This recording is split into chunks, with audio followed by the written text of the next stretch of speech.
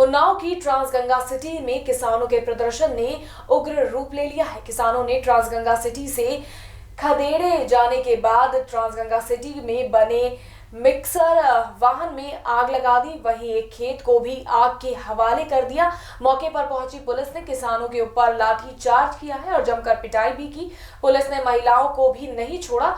महिला किसानों के पुलिस ने दौड़ा कर पीटा। वहीं अचेत पड़े कुछ किसानों को भी पुलिस पीटती रही। पुलिस ने किसानों के ऊपर वाटर कैनन से पानी की बौछार भी की और आंसू गैस के गोले भी दागे। इस घटना में करीब 50 किसान घायल हो गए। वहीं 10 पुलिस कर्मियों को भी चोटें आई हैं। किसानों के आंदोलन को रोकने के लिए पुलिस को हवाई फायरिंग भी करनी पड़ी।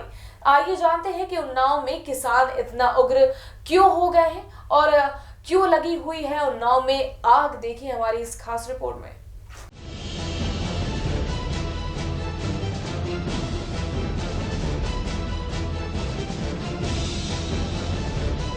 यूपी में आखिर ये हो क्या रहा है? यहाँ आए दिन बवाल की खबरें आम हो चली हैं।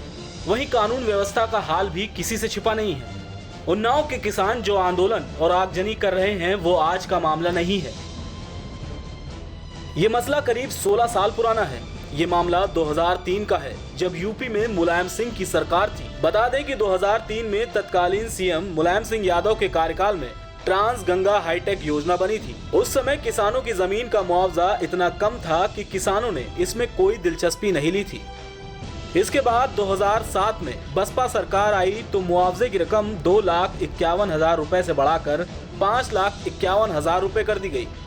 इसके बाद 2012 तक भी बीएसपी सरकार यूपीएसआईडीसी योजना के तहत भूमि अधिग्रहण का काम नहीं कर पाई। वहीं बाद में जब 2012 में सपा की सरकार बनी तो संबंधित विभाग ने किसानों की जमीन अधिग्रहण का काम शुरू किया। इसके बाद इसके विरोध में किसान सड़क पर उतर आए। किसानों की मांग थी कि पूर्व में जो दरें लागू की गई थी वो वर्तमान के हिसाब से बहुत कम है। किसानों की मांग थी कि मुआवजे की रकम को और बढ़ाया जाए, लेकिन तत्कालीन अखिलेश सरकार ने किसानों की मांगों पर गौर नहीं किया। इस प्रकार ये मामला धीमी आंच पर धीरे धीरे सुलगता रहा। वहीं इस मामले ने अब राजनीतिक रंग ले लिया है। इस लड़ाई में अब किसानों के साथ राजनीतिक दल भी कूद पड़े हैं।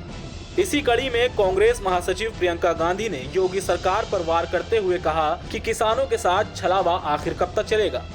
उन्होंने कहा कि यूपी के सीएम अभी गोरखपुर में किसानों पर बड़ी बड़ी बातें कर रहे थे, लेकिन उनकी पुलिस का हाल देखिए। उन्नाव में एक किसान लाठियां खाकर अधमरा पड़ा है। इसके बाद भी उसको मारा जा रहा है। योगी सरकार की आंखें शर्म से झुकी जानी चाहिए।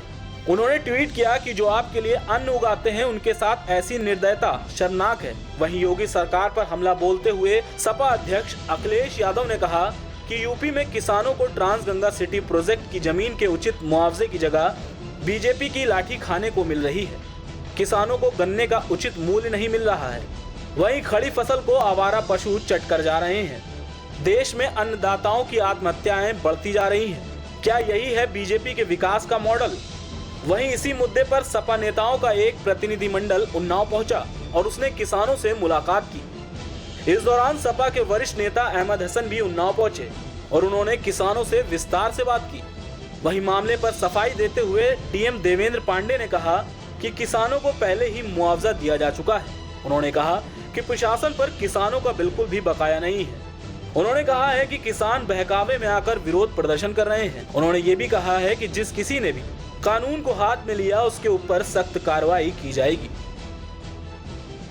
उन्नाव में किसानों का उग्र आंदोलन करना अपनी जगह गलत हो सकता है, लेकिन पुलिस का निरंकुश रवैया और किसानों पर बर्बर लाठीचार्ज भी कोई कम गलत काम नहीं है। अगर सही समय पर सरकार और नौकरशाही ने किसानों की मांगों पर गौर किया होता तो किसानों को उग्र आंदोलन न करना पड़ता।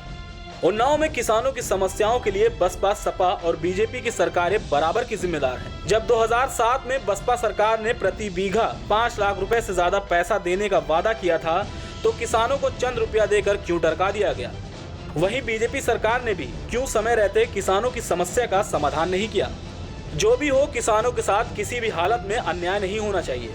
फिलहाल देखना अहम होगा कि इस गंभीर मुद्दे को बीजेपी सरकार किस तरह से सुलझा पाती है। Output desk, prime TV India.